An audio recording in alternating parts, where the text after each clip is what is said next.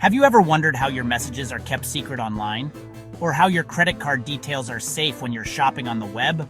It all comes down to cryptography. Cryptography is, at its core, the art of writing and solving codes. But in the digital age, it's gone from cryptic notes passed in school hallways to the fundamental system that secures our online world. What exactly is cryptography, and why does it matter?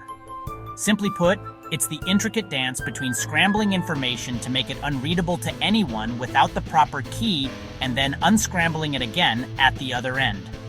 In this video, let's break down the basics of how your data stays safe in the digital world.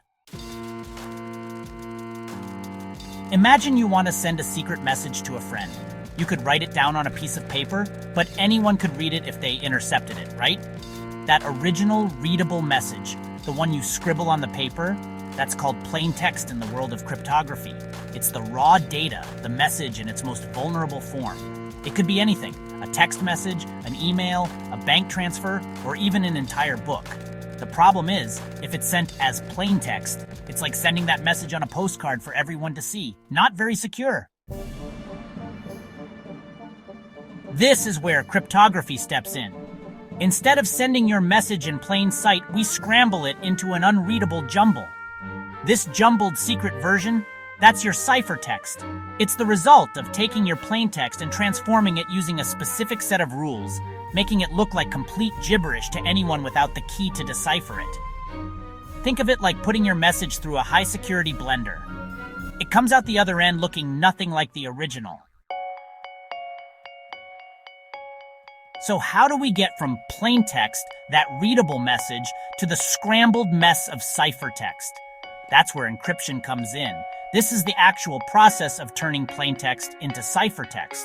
Imagine you have a secret code where each letter corresponds to a number.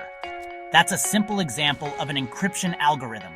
In reality, these algorithms are far more complex, involving mathematical formulas and computational power to make them virtually impossible to crack without the key. Okay, so now your friend at the other end receives this jumbled ciphertext. But how do they actually read your message? This is where decryption comes in. It's basically the reverse of encryption, taking that scrambled ciphertext and turning it back into readable plaintext. Just like with our simple code example, decryption needs the right key and the exact algorithm that was used to encrypt the message in the first place.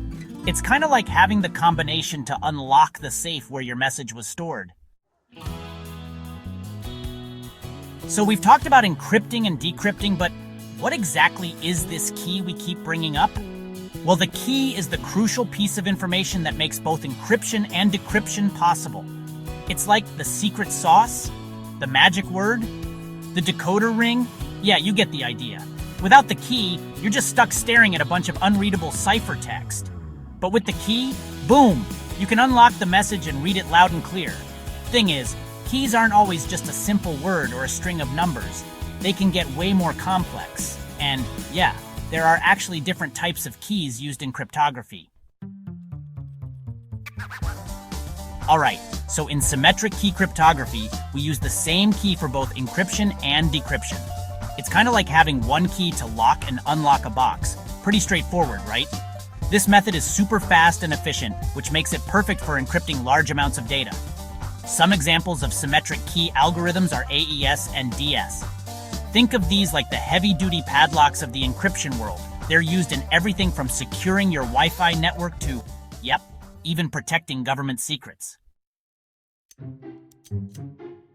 Now, asymmetric key cryptography, on the other hand, uses two keys, a public key and a private key.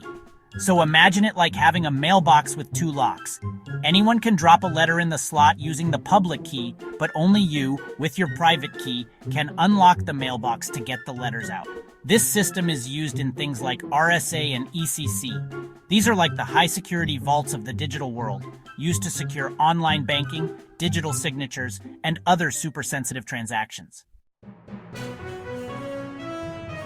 Alrighty, now let's talk about hash functions. These are a bit different from the encryption methods we've been chatting about.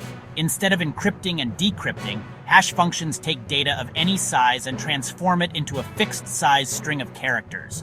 Think of it kind of like taking a fingerprint of a file.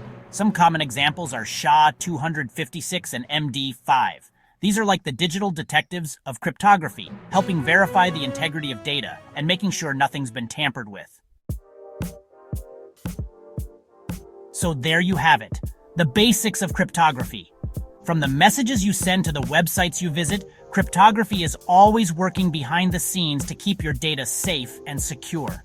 It's literally everywhere, from your browser to your bank. It's like this invisible force that protects our digital lives. By understanding the basic concepts of plaintext, ciphertext, keys, and algorithms, you can totally become a more informed and security-conscious citizen of the digital world. Want to dive deeper into topics like RSA or blockchain? Let me know in the comments. And as always, thanks for watching.